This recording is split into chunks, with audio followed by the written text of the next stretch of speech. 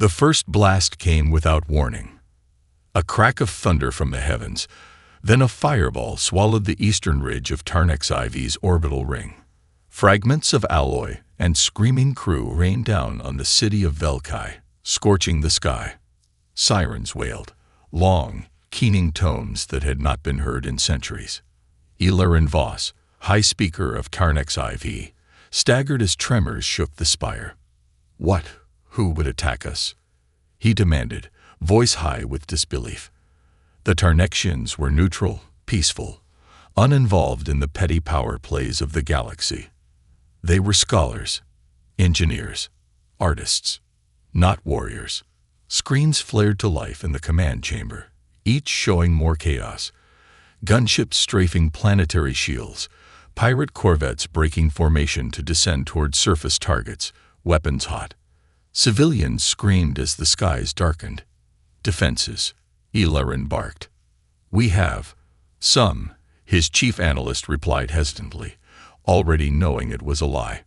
Tarnex had planetary shields, a ceremonial fleet of research drones, and automated warning systems, but they had no military. They never thought they'd need one. The shields flickered, then died. The enemy had used a targeted gravitic pulse. Clever. Merciless. Send the signal, Ilarin whispered. But the coalition. Send it, he shouted. On the edge of the command dais, an operator inserted the crystal beacon. Archaic, ancient, but still functional. An emergency transgalactic relay designed during the founding of the coalition. Its protocol bypassed bureaucracy. It screamed one message into the void. Distress beacon activated. Level Omega. Coordinates. Tarnex IV. Status. Civilian casualties mounting. Repeat. We are under attack. We are dying. And then, silence. They waited, watching as another chunk of the orbital ring collapsed, crashing into the southern ocean in a superheated arc. Minutes crawled by. 1 minute. 2. 5. No answer. The coalition worlds would debate. They would convene subcommittees. They would weigh political risk. Tarnex IV would be ash and bone before the first relief ship even left orbit. Ilarin slumped into his chair, his eyes hollow. Around him, the room dimmed. We are alone, he murmured. Then, a chime. Faint. From the comms array. The operator blinked. Sir, we have a response. Everyone froze. That's impossible, whispered another. Coalition relays take ours. It's not the coalition, the operator said, voice cracking. The relay, it was picked up by something outside coalition networks. Something old. It pinged a relic system, and it answered. The transmission flickered on. Audio only. A voice, low and calm, and unmistakably human, spoke. Distress call received. Intervention en route. Lock your doors. Help is coming. No ID. No diplomatic tag. No insignia. Just one signal bouncing back with impossible strength. TNV Vigilance of Earth. Fleet Black. Ilarin stared at the words as if they were ghosts. Humanity. The monsters. The exiles. The Deathworlders. They had answered. And above Tarnex IV, in the silent gulf beyond sensor range, space rippled, once, twice, as something vast and terrible began to arrive. Tarnexian orbital sensors flatlined. First came a low vibration, subtle, like a deep breath drawn by the planet itself. Then, with a soundless convulsion, the sky rippled.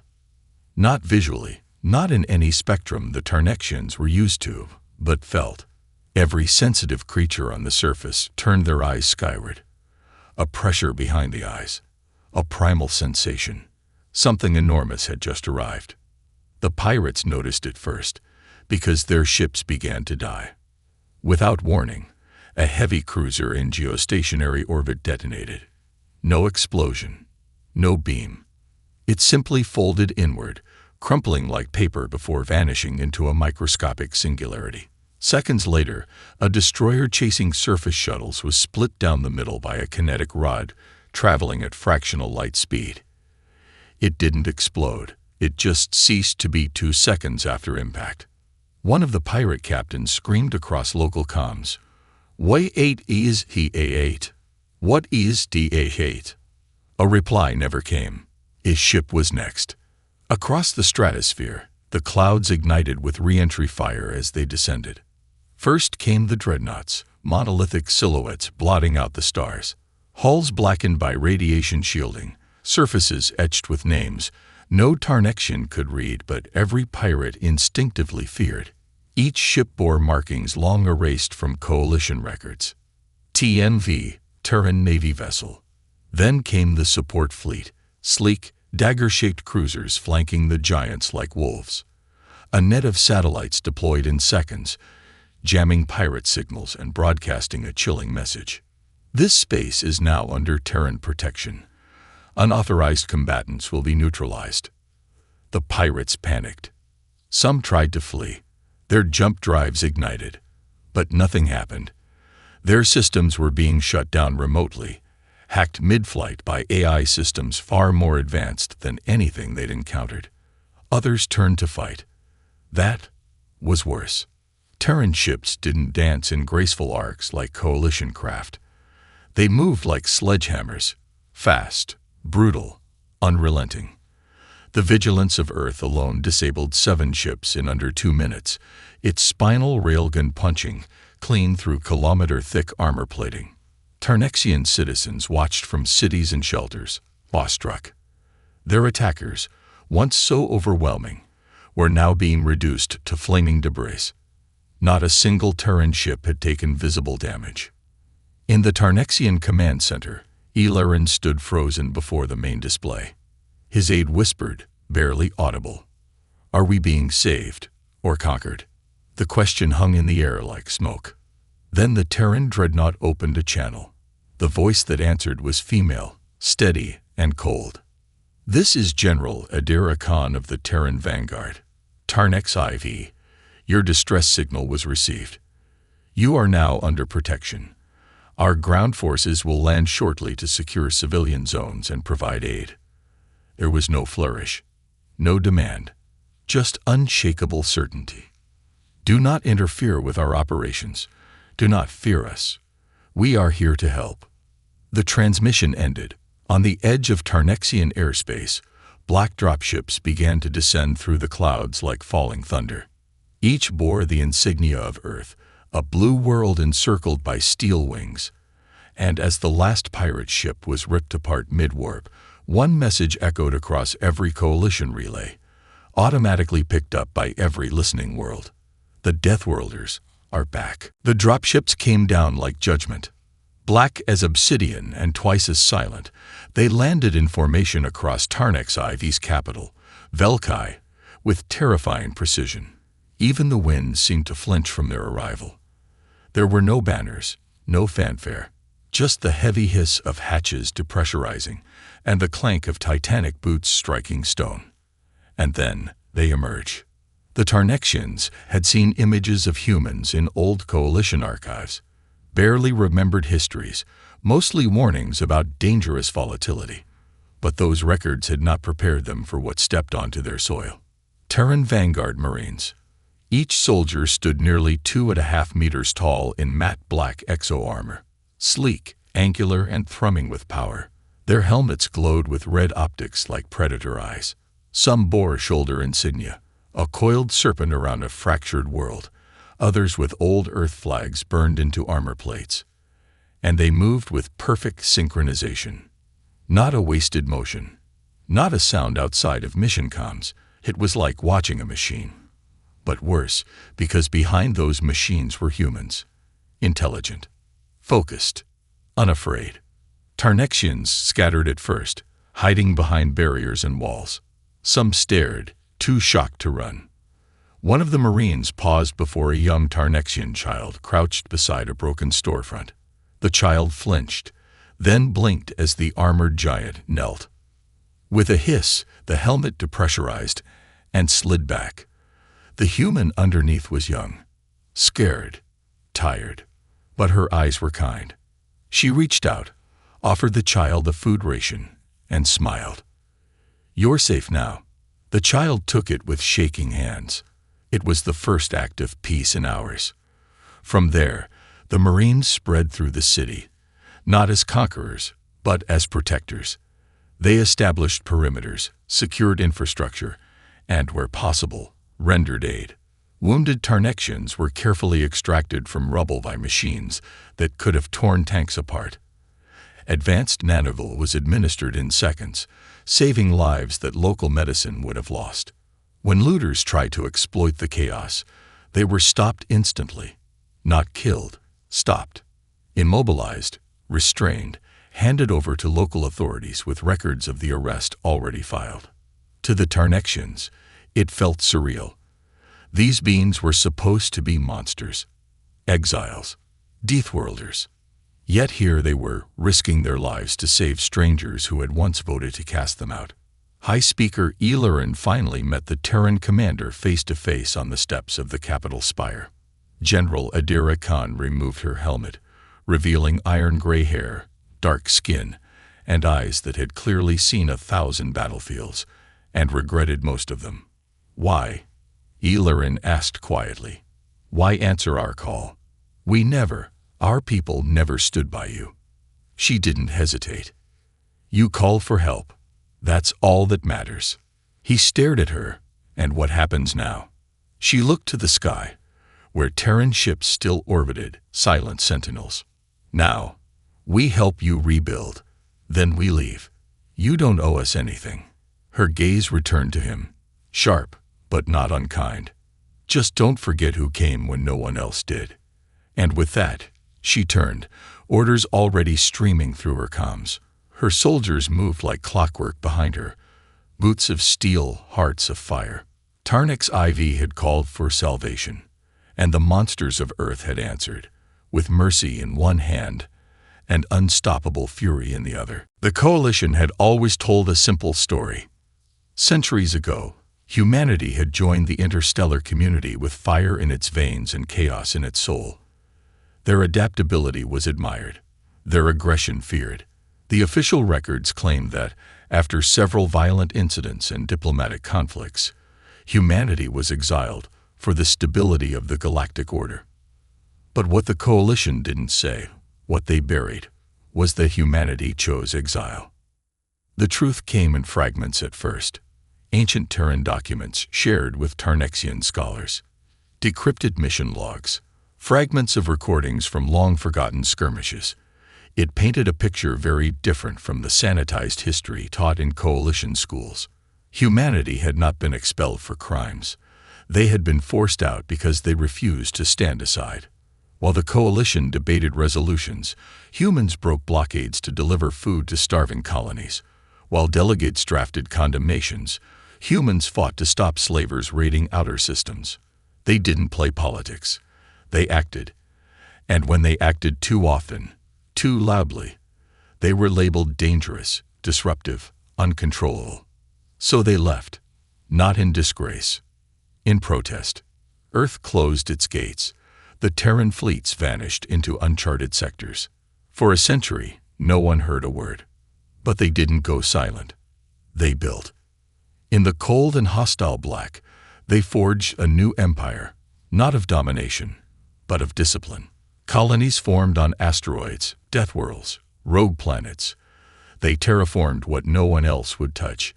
They learned to survive where others died. And they remembered. They remembered the cries for help the Coalition ignored. They remembered the children buried in shallow graves while diplomats exchanged pleasantries. They remembered why they left. So they created the Vanguard Directive, a sacred Terran law, encoded in every AI, printed on every warship's core. Where there is a cry for help, humanity will answer. That was the genesis of the Deathworlder Armada, not built for conquest, built to intervene when others turned their backs. A shield forged in exile, a fist that strikes only when the innocent bleed. Back on Tarnex IV, Eliran Voss read these revelations with shaking hands. He stood in a chamber converted into a temporary Alliance hub, watching a projected star map light up with red pinpricks, locations where Terran fleets had quietly intervened for decades. Worlds saved without fanfare. Pirates eliminated in the void without witness. Relief packages delivered anonymously to collapsing colonies. The galaxy had mistaken humanity's silence for absence. It was preparation. Ilarin looked to General Khan. You could have taken vengeance. You had every reason to. She offered a thin smile. We didn't come back for vengeance. We came back because someone asked for help. He nodded slowly. And the Coalition, when they learn what you've become. She met his gaze, voice flat and certain. They'll be afraid. And they should be. Because humanity had changed, not into something cruel, but into something unbreakable, hardened by betrayal, sharpened by purpose. They were no longer just survivors of a death world. They were the protectors no one saw coming. The signal from Tarnex IV echoed across the stars like a gunshot in a cathedral. Within hours, over 100 Coalition systems received the same transmission. Encrypted, authenticated, undeniable.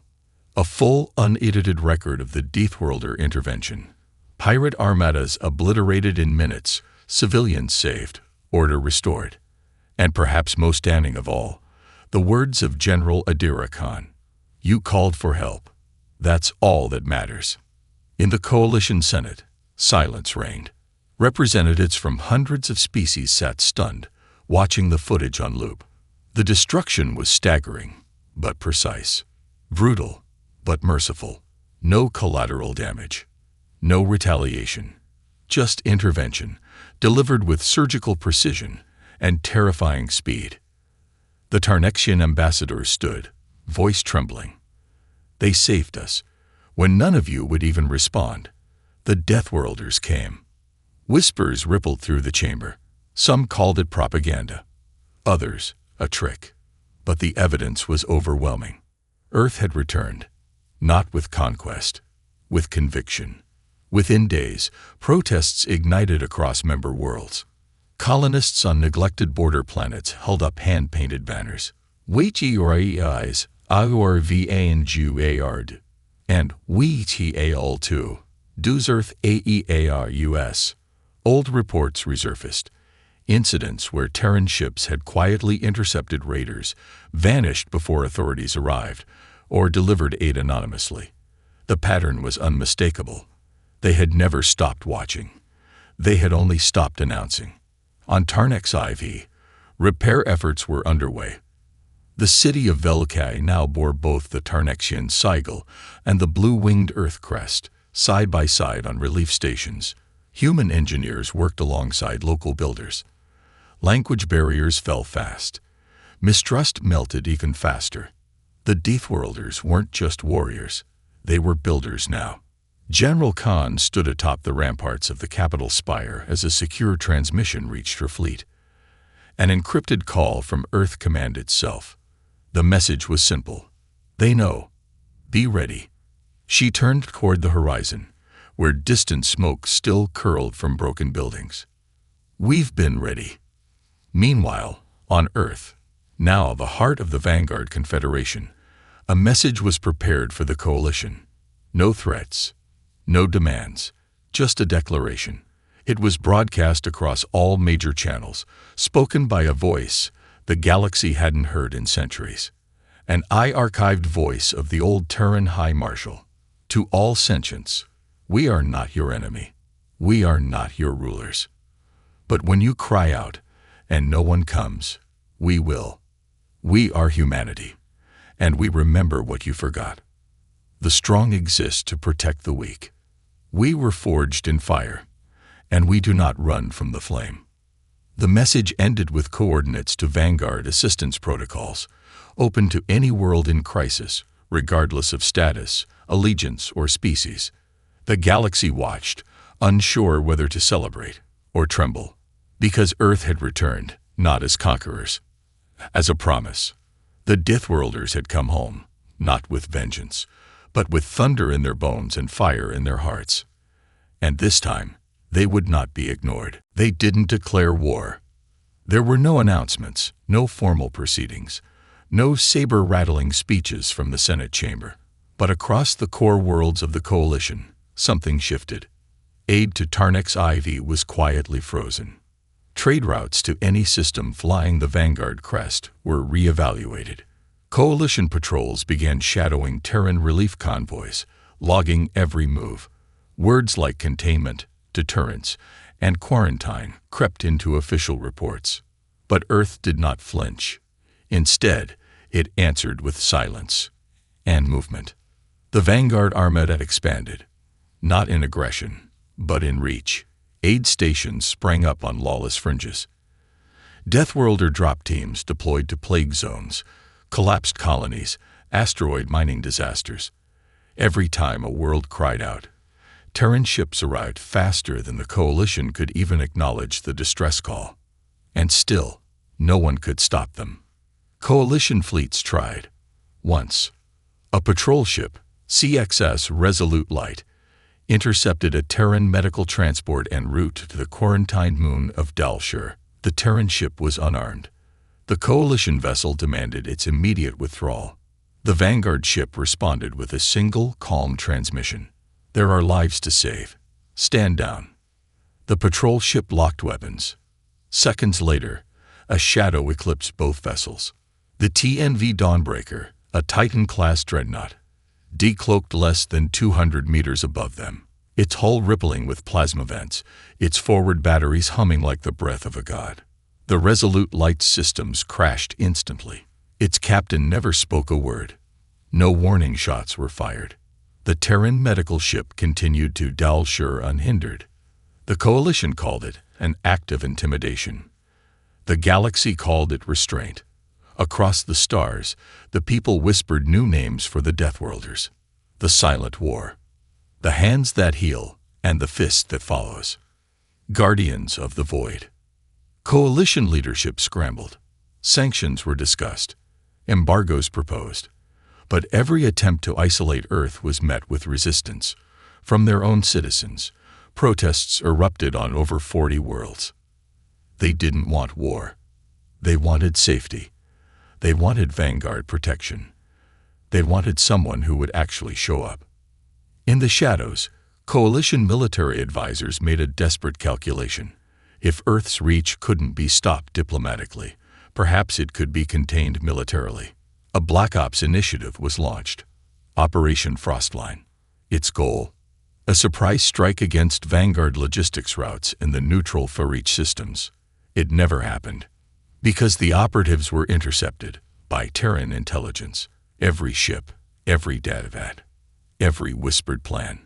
2 weeks later, an anonymous package was delivered to the Coalition Senate. Inside were classified recordings of the Frostline briefing, detailed dossiers, and a single Terran data plaque that read, "We do not raise our hands first, but we do not miss when we strike back." No signature, no threat, just truth.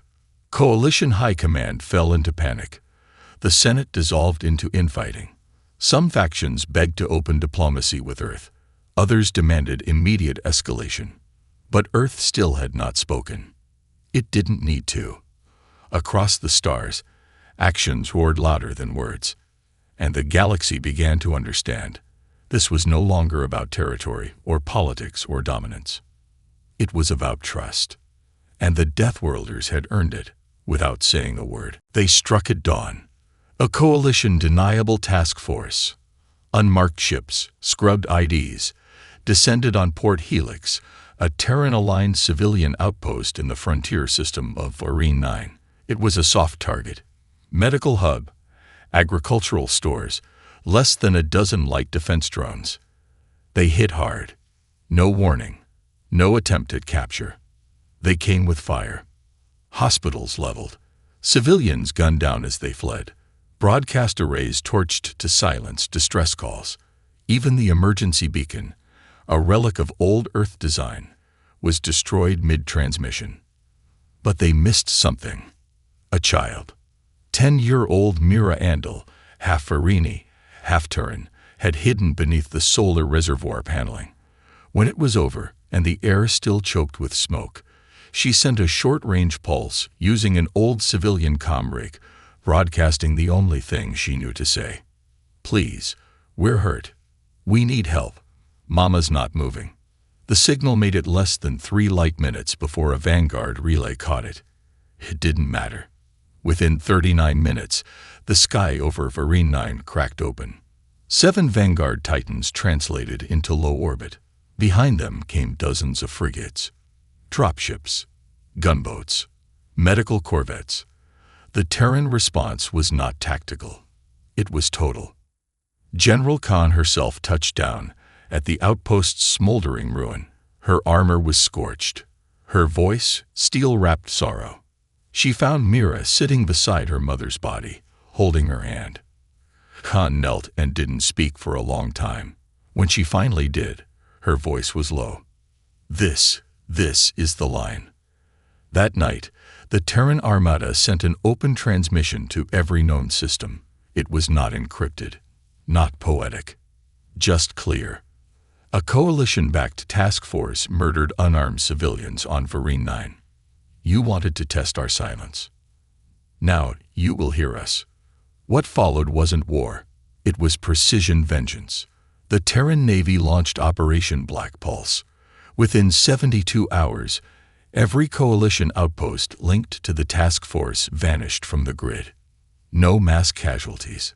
No civilian harm. Just gone. Ships disabled. Command centers erased. Data cores melted down to slag.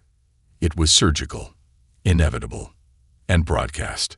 The galaxy watched live as a Terran stealth ship drifted past coalition defenses and hovered above the Senate's central tower for 7 minutes before vanishing again. A message played across every screen. "We see you. We've always seen you. This is your only warning. Never again." The coalition fractured. Half of its members withdrew support immediately. Others demanded full tribunals, now desperate to avoid becoming the next example. A rare emergency council convened, led by the newly appointed Tarnexian ambassador, passed the first unanimous motion in coalition history. Recognition of the Vanguard Confederation as an autonomous protective alliance. Earth didn't respond with applause. They responded with silence and medical aid to Varine 9, now a symbol of both suffering and strength. Mira Andal survived. She would later become the first non-human Vanguard officer, trained under General Khan herself. But that day in the ashes, she asked the question heard across the stars. Why did they kill us? And the answer, whispered in every corner of the galaxy, was chilling. Because they thought they could get away with it. But they couldn't. Not anymore. Because the Deathworlders had drawn the line. And this time, it would never be crossed again. The war didn't end with a treaty. There was no grand ceremony, no fanfare, just a quiet understanding that Earth would not be ignored, and that justice had a new face. Across the galaxy, silence settled over the ashes. Coalition strongholds stood empty, their banners stripped. Former allies became independent states, severing old oaths that had once bound them to power built on apathy. One by one, worlds raised their own flags, and beneath many of them, a second symbol fluttered. The Vanguard crest. A single blue-winged flame over a black field. Not dominance, not occupation. Protection. In the span of months, over 60 worlds joined the Vanguard Accord, pledging to uphold its 3 unshakable principles. Aid comes without condition. Defense is a right, not a privilege. No cry for help will go unanswered. And behind those ideals stood the Deathworlders, humanity, forged in centuries of exile, tempered in grief, now wielding their power not to rule, but to guard. General Khan declined all offers of political office. "I'm a soldier," she said, "not a ruler." But her face became a symbol, etched into banners, murals, data paintings. Not a savior, not a conqueror. Just someone who had listened when it mattered. Port Helix was rebuilt within weeks. Better, stronger, powered by Vanguard fusion grids and guarded by orbital sentinels. Its new hospital bore a name etched in steel and light: the Mira Andal Center for Universal Aid. Mira herself, still young, became the first recipient of the Terran Varini Honor of Resilience, a badge worn by those who survived what should have broken them. And she wasn't alone. From the ruins of conflict, a generation was rising, one that had seen what silence did and what standing up could do instead. They weren't soldiers, most of them. They were medics, builders, translators, explorers. They didn't carry rifles. They carried conviction. Across the stars, the Vanguard began holding the first Galactic Unity Forums, inviting worlds once deemed unworthy by the old coalition to speak, share, and vote. Every voice was heard, even the smallest, especially the smallest. For once, the galaxy was not ruled by the loudest, or the richest, or the most advanced. It was shaped by those who showed up when it mattered. And though threats still lingered in the shadows, pirate remnants, rogue AI fleets, fractured warlords, none dared challenge the Vanguard openly. Because they remembered. They remembered the titans that fell from the stars in silence. They remembered the thunder that followed the screams. And they remembered that Earth did not seek to rule. It sought to protect. In time, the coalition was restructured, not as rulers, but as equals under the Accord. The words of the old order were replaced with new ones, spoken by a child whose voice had once pierced the void. When someone is hurting, someone must help. And if no one else will, then we will. The age of empires was over. In its place stood something harder to build, harder to break, and far, far harder to forget. A peace carved in fire.